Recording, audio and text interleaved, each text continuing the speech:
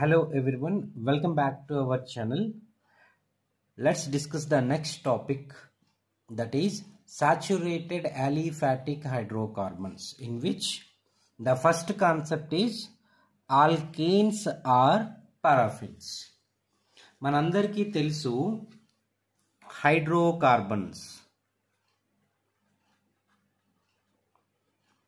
Hydrocarbons అంటే ఏం చెప్పుకున్నామండి?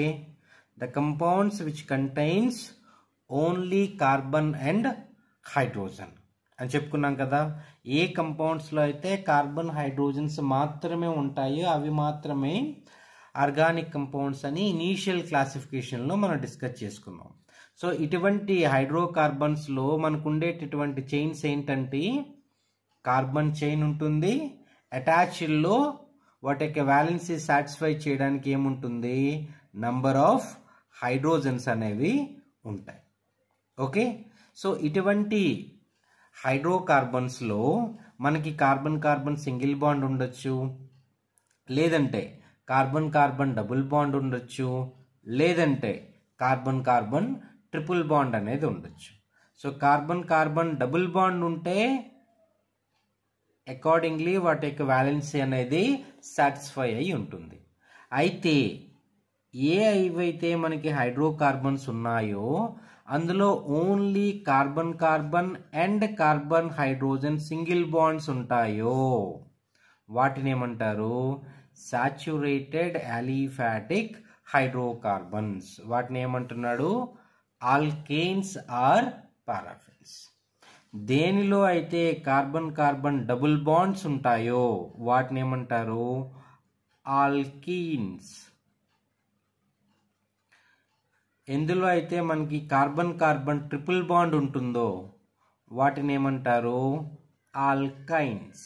ఈ ఆల్కీన్స్ అండ్ ఆల్కైన్స్ని జనరల్గా ఏమంటారు? అన్సాచ్యురేటెడ్ హైడ్రోకార్బన్స్ అంటారు. ఓకేనా? అంటే మనకి జనరల్ క్లాసిఫికేషన్ ఆల్రెడీ మనం డిస్కస్ చేసుకున్నాం, సాచ్యురేటెడ్ కంపౌండ్స్, అన్సాచ్యురేటెడ్ కంపౌండ్స్ అని. సో మీకు ఈజీగా గుర్తుండాలంటే ఎందులో అయితే carbon carbon carbon hydrogen single bonds ఉంటాయో వాటిని ఏమంటారు? ఆల్కేన్స్ అంటారు. ఎందులో అయితే double bond and triple bonds ఉంటాయో వాటిని మనం ఏమంటాం? అన్సాచ్యురేటెడ్ హైడ్రోకార్బన్స్ అంటాం. ఓకే, సో మన ఫస్ట్ టాపిక్ ఏంటండి? ఆల్కేన్స్. ఓకే, ఈ ఆల్కేన్స్ యొక్క జనరల్ ఫార్ములా ఏం చెప్తున్నారు అంటే CnH2n+2. The general formula of alkane is CnH2n+2. n అనేది ఏమవుతుంది? 1 2 3 4 ఎక్సెట్రా ఇలా ఉంటుంది అనమాట. సపోజ్ ఇఫ్ n = 1 అనుకోండి, మనకి ఏమొస్తుందండి? CH4. The first compound in the alkane concept is CH4. Alkanes లో ఫస్ట్ ఏంటంటే మనకు వచ్చే మాలిక్యూల్ CH4.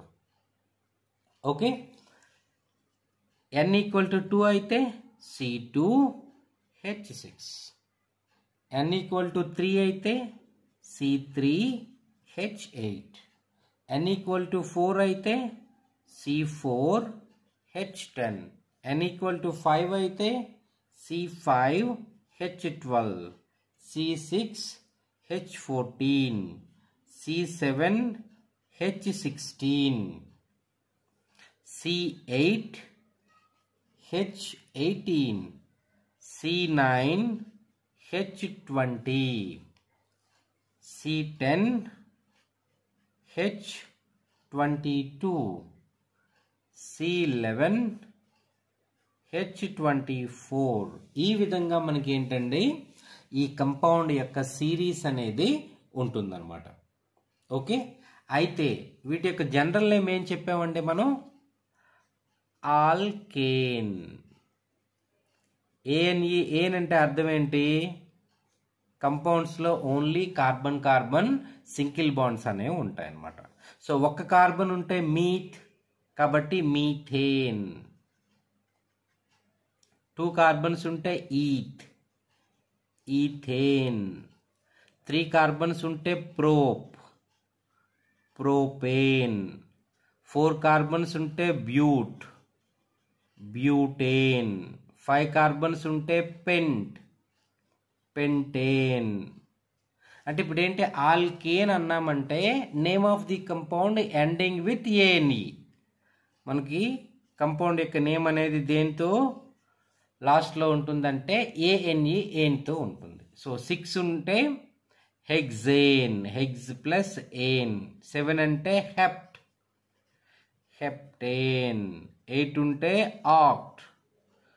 ఆక్టేన్, నోనేన్. 10 ఉంటే డెకేన్. ఓకే. 11 ఉంటే అన్డెకేన్.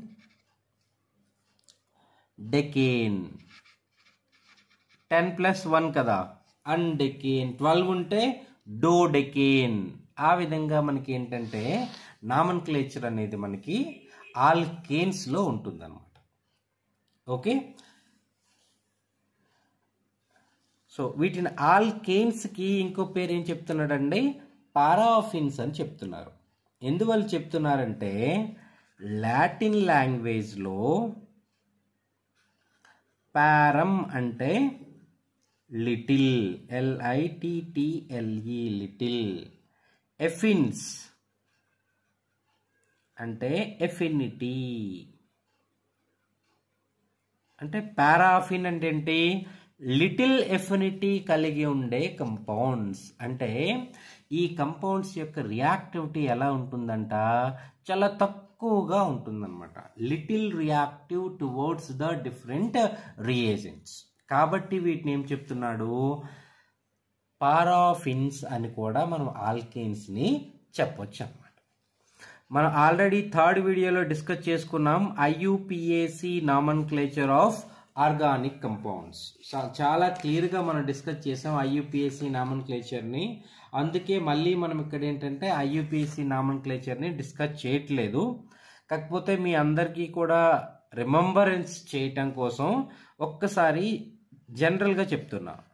సో IUPACలో ఏముందండి, prefix, root word, primary suffix and secondary suffix. Prefix అనేది ఏం చెప్తుందండి, substituent, position and its name. Root word ఏం చెప్తుంది, number of carbons. Primary suffix ఏం చెప్తుంది, saturation or unsaturation. Secondary suffix ఏం చెప్తుందండి, ఫంక్షనల్ గ్రూప్ గురించి చెప్తుంది. అంటే ప్రిఫిక్స్లో మనకి ఏంటి, Cl ఉందనుకోండి క్లోరో, Br ఉందనుకోండి బ్రోమో, NO2 ఉందనుకోండి నైట్రో. ఇట్లా డిఫరెంట్ గ్రూప్స్ ఉండేటప్పుడు మనకి సబ్స్టిట్యూయెంట్ యొక్క పేరు అనేది ఎలా ఉంటుంది మరియు దాని యొక్క పొజిషన్ ఎలా ఉంటుంది అనేది మనం చెప్తున్నాం. ఓకే. రూట్ వర్డ్ ఏంటి, నంబర్ ఆఫ్ కార్బన్స్. ఇప్పుడే చెప్పాం, ఒక కార్బన్ ఉంటే మీత్, 2 కార్బన్స్ ఉంటే ఈత్, 3 కార్బన్స్ ఉంటే ప్రోప్, అట్లా చెప్పాం. ప్రైమరీ సఫిక్స్ అంటే ఏం చెప్తున్నామండి, saturation or unsaturation in the compound అని చెప్తున్నారు. సాచురేషన్ అంటే ఏంటి, ఎందులో అయితే ఓన్లీ కార్బన్ సింగిల్ బాండ్స్ ఉంటాయో వాటిని సాచురేటెడ్ కంపౌండ్స్ అంటాం. అప్పుడు మనం ఏం రాయాలి, ANE, ఏన్. అన్సాచురేషన్లో ఎయిదర్ ఈన్ ఆర్ ఐన్ రాస్తాం. సో ఆల్కేన్స్లో ఎనీ ఫంక్షనల్ గ్రూప్ లేదు కాబట్టి సెకండరీ సఫిక్స్ అనేది ఉండదు. అంటే సింపుల్గా ఏముంటుంది, ఇక్కడ ప్రిఫిక్స్ ఉంటుంది. ఆల్కేన్లో మనం ఏంటి అబ్జర్వ్ చేస్తాం, prefix, root word plus primary suffix. ఈ ప్రైమరీ సఫిక్స్ అనేది ఆల్వేజ్ కాన్స్టెంట్గా ఉంటుంది. అదేంటండి, ANE, ఏన్. అంటే ఇందులో మీరు చూసుకోవాల్సింది ఏంటి, root word number of carbons ఎన్ని ఉన్నాయి, సబ్స్టిట్యూయెంట్ ఏముంది, వాటి యొక్క పొజిషన్ ఏంటి. సింపుల్గా ఆ విధంగా చూసుకుంటే మీకు ఈజీగా ఉంటుంది. సో ఆల్వేజ్ మీరు రిమెంబర్ చేసుకోవాల్సింది ఏంటంటే syntax, prefix, root word, primary suffix. Primary సఫిక్స్లో ఆల్రెడీ మనకి ANE అనేది ఫిక్స్డ్గా ఉంటుంది ఆల్కేన్స్లో. ఓకే. అయితే ఇక్కడ చూడండి, ఫస్ట్ కంపౌండ్ నేమ్ ఏం చెప్పాం, మీథేన్. ఇక్కడ ఎలా చెప్పగలుగుతున్నారండి మీథేన్ అని, ఒకే కార్బన్ ఉంది, దానిపై ఏ సబ్స్టిట్యూయెంట్ లేదనమాట. సో ఏ సబ్స్టిట్యూయెంట్ లేదు కాబట్టి ప్రిఫిక్స్ ఏమవుతుంది? 0 అవుతుంది. నంబర్ ఆఫ్ కార్బన్స్ ఎన్ని ఉన్నాయండి? 1 ఉంది. 1 కాబట్టి రూట్ వర్డ్ ఏమవుతుంది? మీట్. సో ఓన్లీ సింగిల్ బాండ్సే కాబట్టి ane. So name of the compound ఏమైంది? మీథేన్. సెకండ్ కంపౌండ్లో ఏం చెప్పారు? ఈథేన్. సబ్స్టిట్యూయెంట్ ఏం లేదు కాబట్టి ప్రిఫిక్స్ 0. 2 కార్బన్స్ ఉన్నాయి కాబట్టి రూట్ వర్డ్ ఏమవుతుంది? ఈత్ ప్లస్ ఏన్, ఈథేన్. సో ఈ విధంగా మనం ఏం చేస్తామంటే IUPAC నామన్క్లేచర్ ఆల్కేన్స్లో మనం అబ్జర్వ్ చేస్తాం. ఓకే, అయితే ఇక్కడ మీరంతా తెలుసుకోవాల్సిన విషయం ఏంటంటే, ఇప్పుడు చూడండి, CH4 అంటే ఏం చెప్పారు? మీథేన్ కదా. ఈ ఆల్కేన్స్ని మన సింపుల్ రిప్రజెంటేషన్లో ఇలా చెప్పొచ్చండి, RH ఆల్కేన్. ఓకే, ఇప్పుడు చూడండి, CH4లో నేను ఒక హైడ్రోజన్ తీస్తాను అనుకోండి. సపోజ్ ఇలా రాశాను CH4ని, CH3H. ఇది మీథేనే కదా. మీథేన్ నుంచి నేనేం చేశాను? హెచ్ని తీస్తాను. అప్పుడేమవుతుంది? CH3. దీన్ని ఏమంటారు? మిథైల్. ఇప్పుడు RH అని జనరల్గా ఆల్కేన్స్ని చూపిస్తున్నామా? సో ఆల్కేన్స్ నుంచి ఒక హైడ్రోజన్ తీసేయండి. మన దగ్గర ఏముంటుంది? R అనే గ్రూప్ ఉంటుంది. అప్పుడు ఈ R అనే గ్రూప్ని ఏమంటారంట? ఆల్కైల్. ఏమంటారు? ఆల్కైల్. సో ఆల్కేన్ నుంచి ఒక హైడ్రోజన్ని తీసేస్తే వచ్చేటటువంటి గ్రూప్ని మనం ఏమంటాం? ఆల్కైల్. సో ఎగ్జాంపుల్ చూడండి, మీథేన్ నుంచి హైడ్రోజన్ తీసేశారు, అప్పుడేమొచ్చింది? మిథైల్. చూడండి, C2H6 ఈథేన్. దీన్ని ఎలా రాస్తారు? CH3. ఇది ఈథేన్. ఈథేన్లో ఒక హైడ్రోజన్ తీసేయండి, CH2CH3. This is ethyl. Ethane నుంచి ఒక హైడ్రోజన్ తీసేస్తే ఇథైల్. ప్రోపేన్ నుంచి ఒక హైడ్రోజన్ తీసేస్తే ప్రొపైల్.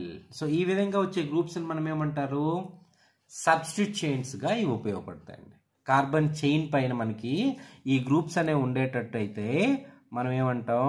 వాటిని సబ్స్టిట్యూయెంట్ అని చెప్పి వాటి యొక్క నేమ్ని ఈ విధంగా రిప్రజెంట్ చేస్తాం. Methane, ethane, propane, butane. వాటి నుంచి ఏం చేస్తున్నాం? ఒక హైడ్రోజన్ని తీసేస్తున్నాం. తీసేస్తే మనకి కరస్పాండింగ్ ఆల్కైల్ గ్రూప్ వస్తుంది. సింపుల్గా గుర్తుపెట్టుకుంటారు. ఆల్కేన్ అంటే RH. దానిలో హైడ్రోజన్ తీసేస్తే R ఉంటుంది మనకి. ఆ Rనే ఏమంటారు? ఆల్కైల్ గ్రూప్ అంటారు. సో ఫర్దర్గా వచ్చేటటువంటి క్లాసెస్లో మనం ఆల్కైల్ గ్రూప్ అని డిస్కస్ చేస్తాం. మీరేంటంటే వాటిని ఈజీగా అండర్స్టాండ్ చేసుకుని గుర్తుపెట్టుకుంటారు. ఓకేనా? మిథైల్, ఇథైల్, ప్రొపైల్, ఆ విధంగా వాటిని గుర్తుపెట్టుకుంటారు. ఓకేనా? సో ఇప్పుడు మనం ఆల్కేన్స్ యొక్క కొన్ని స్ట్రక్చరల్ ఫీచర్స్ని చూద్దామండి. సో ఆల్కేన్స్లో ఏం చెప్తున్నాం మనం? ఆల్వేస్ కార్బన్ సింగిల్ బాండ్ ఉంటుందని చెప్తున్నాం. సో దానికి వ్యాలెన్సీ సాటిస్ఫై చేయటం కోసం ఇందులో మనకి ఏమున్నాయి? నంబర్ ఆఫ్ హైడ్రోజన్ అనేవి ఉంటాయి. ఇప్పుడు చూసినట్లయితే మెయిన్ కార్బన్ చైన్లో ఏముంటుంది? కార్బన్సే కదా. సో వీటి యొక్క హైబ్రిడైజేషన్ చూసేటట్లయితే, so every carbon atom is sp3 hybridised. First characteristic property ఏంటండి? ఆల్కేన్స్లో ప్రతి కార్బను కూడా sp3 హైబ్రిడైజేషన్లో పార్టిసిపేట్ చేస్తుంది. sp3 హైబ్రిడైజేషన్లో పార్టిసిపేట్ చేస్తుంది కాబట్టి ప్రతి కార్బన్ కూడా ఎలా అరేంజ్ అయి ఉండాలండి? టెట్రాహైడ్రన్ షేప్లో మనకి అరేంజ్ అయి ఉంటుంది. Okay, all the 4 bonding orbitals are directed towards the 4 corners of a regular tetrahedron. Okay, so ఇందులో ఏ బాండ్స్ మనకు ఉంటాయి? కార్బన్ సిగ్మా బాండ్స్ ఉంటాయి, కార్బన్ హైడ్రోజన్ సిగ్మా బాండ్స్ ఉంటాయి. ఓకేనా? అయితే ఈ కార్బన్ కార్బన్ బాండ్ ఎలా ఫామ్ అవుతుంది మనకి? ఎలా ఫామ్ అవుతుంది? ప్రతి కార్బన్ కూడా sp3 హైబ్రిడైజ్డ్ కదా. సో ఫస్ట్ కార్బన్లో ఉండే sp3 హైబ్రిడైజ్డ్ ఆర్బిటాలు, సెకండ్ కార్బన్లో ఉండే sp3 హైబ్రిడైజ్డ్ ఆర్బిటాలు ఏ ఓవర్లాపింగ్లో ఉండాలి? సిగ్మా బాండింగ్ ఫార్మేషన్లో ఉంటుందన్నమాట. ఉండటం వల్ల మనకి ఏంటి ఫామ్ అవుతుంది? కార్బన్ కార్బన్ బాండ్ అనేది ఫామ్ అవుతుంది. అదే కార్బన్ హైడ్రోజన్ బాండ్ ఫామ్ అవ్వాలంటే sp3 hybridized orbital of the carbon and s orbital of the hydrogen involving in the overlapping process to produce CH bond. ఓకేనా? సో కార్బన్ కార్బన్ యొక్క bond లెంత్ని కానీ మనం చూసినట్లయితే ఇది ఎంత ఉంటుంది? 1.54 యాంగ్స్ట్రామ్ యూనిట్స్ ఉంటుంది. అదే కార్బన్ హైడ్రోజన్ యొక్క బాండ్ లెంత్ని కానీ మనం చూసినట్లయితే 1.112 యాంగ్స్ట్రామ్ యూనిట్స్ అనేది ఉంటుందన్నమాట. ఓకే, సో రెగ్యులర్ టెట్రాహైడ్రన్ కాబట్టి బాండ్ యాంగిల్ అనేది ఎంత ఉండాలని మనకి 109 డిగ్రీ 28 మినిట్ అనేది ఉండాలి. కాకపోతే ఇందులో స్లైట్గా ఏమవుతుందంటే 109 డిగ్రీ 5 మినిట్ అనేది ఉంటుంది. ఓకే, సో ఈ విధంగా ఏంటంటే కొన్ని క్యారెక్టరిస్టిక్స్ అనేవి మనకి ఇవ్వబడ్డాయి అన్నమాట.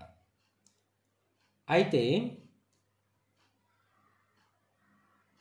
ఇటువంటి ఆల్కేన్స్ మనకి ఏ విధంగా ప్రిపేర్ చేస్తారు, వీటి యొక్క ప్రాపర్టీస్ ఎలా ఉంటాయి అనేది కంటిన్యూ చేసే ముందు ఫస్ట్ ఏం చేస్తామంటే మనం ఈ ఆల్కేన్స్లో ఎటువంటి ఐసోమెరిజం ఉంటుంది అన్నది డిస్కస్ చేయాలి. ఆల్కేన్స్లో ఉండేటటువంటి ఐసోమెరిజం ఏంటనేది మనం చూడాలి. అయితే ఇక్కడ ఏం చెప్తున్నారంటే ఆల్కేన్స్లో మనం మెయిన్గా అబ్జర్వ్ చేసే ఐసోమెరిజం ఏంటంట? Chain isomerism. ఆల్రెడీ మనం వీడియో చేసాం టైప్స్ ఆఫ్ ఐసోమెరిజం అని చెప్పి. ఐసోమెరిజం అంటే ఏం చెప్పామండి మనం? Structural isomerism, stereo isomerism 2 types ఉంటుందని చెప్పాం. అందులో ఈ మాలిక్యూల్స్ అన్నింటిలో కూడా జనరల్గా మనం అబ్జర్వ్ చేసేది ఏంటంటే స్ట్రక్చరల్ ఐసోమెరిజంని మనం అబ్జర్వ్ చేస్తాం. స్ట్రక్చరల్ ఐసోమెరిజంలో డిఫరెంట్ టైప్స్ ఉన్నాయి. ఈచ్ అండ్ ఎవ్రీ టైప్ మనం వీడియోలో డిస్కస్ చేసాం. మీరు ఫర్దర్గా ఏంటంటే ఒకసారి ఆ వీడియోని కూడా మళ్ళీ రిపీట్ చేయండి. చేసిన తర్వాత ఈ వీడియోని చూస్తారు. ఓకే, సో చైన్ ఐసోమెరిజం అనేది మనం ఇందులో అబ్జర్వ్ చేస్తాం. అయితే మన ఫస్ట్ కంపౌండ్ ఏంటండి? మీథేన్. సెకండ్ కంపౌండ్ ఏంటండి? Ethane CH3 CH3. Third compound ఏంటండి? Propane CH3 CH2 CH3. ఈ ఫస్ట్ 3 కంపౌండ్స్లో మనం ఎటువంటి చైన్ ఐసోమెరిజంను కూడా అబ్జర్వ్ చెయ్యం. Okay, fourth compound onwards. Fourth compound ఏంటండి? బ్యూటేన్. బ్యూటేన్ ఆన్వర్డ్స్ మనం ఏంటంటే ఇందులో ఐసోమెరిజం ఫినామినాని అబ్జర్వ్ చేస్తున్నాం. ఏ ఐసోమెరిజంను? చైన్ ఐసోమెరిజంని అబ్జర్వ్ చేస్తున్నాం. బ్యూటేన్ స్ట్రక్చర్ ఏంటండి? CH3 CH2 CH2 CH3. ఇదేంటిది? బ్యూటేన్. దీన్ని ఏమంటారు? N బ్యూటేన్ అంటాం మనం కదా. చైన్ ఐసోమెరిజం అంటే ఏం చెప్తున్నాం? కార్బన్ చైన్లో డిఫరెన్షియేషన్ ఉండాలి. Number of carbon chemical formula సేమ్గా ఉండి కార్బన్ చైన్లో డిఫరెన్స్ ఉంటే అటువంటి ఐసోమెరిజం మనం ఏమంటాం? చైన్ ఐసోమెరిజం అంటాం కదా. ఇప్పుడు చూడండి, ఇందులో 4 కార్బన్స్ ఉన్నాయి. ఇది పేరెంట్ కార్బన్ కదా. ఇప్పుడు నేనేం చేస్తాను? దీన్ని 3 కార్బన్స్లో సెట్ చేశాను అనుకోండి. ఎప్పుడూ కూడా ఐసోమెరిజం చేసేటప్పుడు చైన్ ఐసోమెరిజం అన్నామంటే మెయిన్ మనకి ఏ నంబర్ ఆఫ్ కార్బన్స్ ఉంటాయో వాటికి రెడ్యూస్ చేసుకుంటూ పోవటమే. ఇప్పుడు చూడండి, ఇందులో 4 కార్బన్స్ ఉన్నాయి కదా. సో దీని ఐసోమర్ రావాలంటే నేనేం చేయాలి? ఒక నంబర్ని రెడ్యూస్ చేయండి. అంటే ఒక నంబర్ని రెడ్యూస్ చేయాలంటే 3 అవుతుంది కదా. సో CH3 CH CH3 అంటే ఫస్ట్ ఆటము CH3 ఉండాలి, లాస్ట్ ఆటము CH3 ఉండాలి. సో మిడిల్లో ఒక ఆటం ఉంది. దీని కార్బన్ యొక్క వ్యాలెన్స్ ఎంత 4 కదా, మనకి ఇక్కడ ఎంత పెండింగ్ ఉంది, ఒక CH3 అనేది పెండింగ్ ఉంది. సో కాబట్టి దీన్ని ఏమంటారు, 2-మిథైల్ ప్రోపేన్. ఇప్పుడు చూడండి, బ్యూటేన్కి 2-మిథైల్ ప్రోపేన్కి స్ట్రక్చర్ అనేది సేమే, కాకపోతే number of carbons and hydrogen same, the structure అనేది డిఫరెంట్ ఉందన్నమాట. సో కెమికల్ ఫార్ములా సేమ్ ఉండి స్ట్రక్చర్ డిఫరెంట్గా ఉన్నట్లయితే దాన్ని మనం ఏమంటాం, చైన్ ఐసోమెరిజం అని అంటున్నాం. ఓకే, సో బ్యూటేన్కి ఎన్ని ఐసోమర్స్ ఉన్నాయండి, 2 ఐసోమర్స్ ఉన్నాయన్నమాట. ఓకే, అదేవిధంగా మీరు పెంటేన్ తీసుకోండి. పెంటేన్ అంటే 5 కార్బన్స్ కదండి.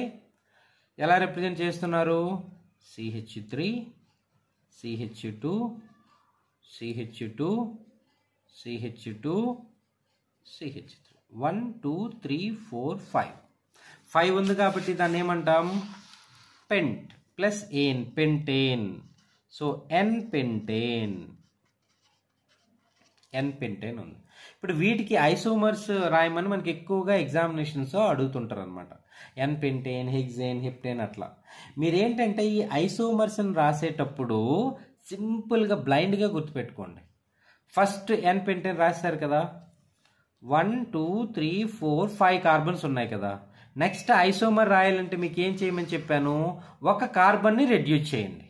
సో ఒక కార్బన్ రెడ్యూస్ చేయాలంటే 1 2 3 4 కార్బన్స్ అనేవి మనకు ఉండాలండి, అంతే కదా. సో 4 కార్బన్ మనకి ఉండేటప్పుడు దీన్ని రెడ్యూస్ చేయండి. ఇప్పుడు ఫస్ట్ కార్బన్ పై CH3 ఉండాలి, సెకండ్ కార్బన్ పై CH3 ఉండాలి. ఓకేనా. ఇప్పుడు చూడండి, మనకి CH3 ఒక CH3 and first and last 2 CH3లు అయిపోయినాయండి. ఓకే, ఇప్పుడు రిమైనింగ్ ఎన్ని ఉండాలి, 1 2 3 కార్బన్స్ ఉండాలి. ఇప్పుడు ఎన్ని ఉన్నాయి, 2 కార్బన్సే ఉంటాయి. అంటే ఒక కార్బన్ ఏమవుతుంది, సబ్స్టిట్యూయెంట్ అయిపోతుంది. Okay, so this is CH2H. దీని ఏమంటారు, 2-మిథైల్ బ్యూటేన్. ఏంటండి ఇది, 2-మిథైల్ బ్యూటేన్. ఇప్పుడు ఏం చేసాం, 5 కార్బన్ని 4 కార్బన్గా కన్వర్ట్ చేశారు కదా. ఇప్పుడు 4 కార్బన్ ఏం చేయాలి, 3 కార్బన్గా కన్వర్ట్ చేయండి. సో 4 కార్బన్ ఏం చేయాలండి, 3 కార్బన్గా కన్వర్ట్ చేయాలి. 3 కార్బన్గా కన్వర్ట్ చేసి ఫస్ట్ కార్బన్ పై CH3 ఉండాలి, లాస్ట్ కార్బన్ పై CH3 ఉండాలి. ఇప్పుడు చూడండి, మనకి టోటల్ 5 కార్బన్స్ ఉన్నాయి కదా, అందులో ఇప్పుడు ఎన్ని ఉన్నాయి, 3 ఆల్రెడీ ఉన్నాయి. సో ఇంక రిమైనింగ్ ఏముంది, C.